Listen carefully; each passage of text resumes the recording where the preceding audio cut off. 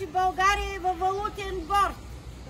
В приемането на Европейския съюз ще ни падне борда и няма да ни сменят парите така, както лъжат.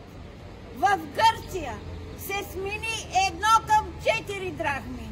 Това ще стане и в България, вярвайте ми. Те откраднаха много пари от банките. Много пари. Моя внук стана 2 пъти републикански шампион преди 7-8 години и кметицата ни му даде 2 години полагаема стипендия. Крадат, непрекъснато крадат. Къде са плочките пред спортната зала? Мраморните плочки. Откраднаха ги гербажите. Така че си помислете.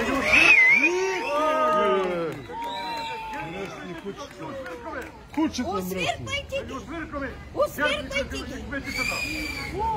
Превзеха целия град! Какъв мост тук направиха? А нагоре на крушата всеки момент може да се срути един път. Аз питах Николай Мирашиев, защо ни го правят този път? Минават по 5 тона камиони, чакат да паднат колите в дула. На какво прилича? Проект трябвало да има. Ако е в Турция, за една нощ ще направят подпорната стена. Вярно ли? До кога ще мълчим и ще търпим? Събудете се!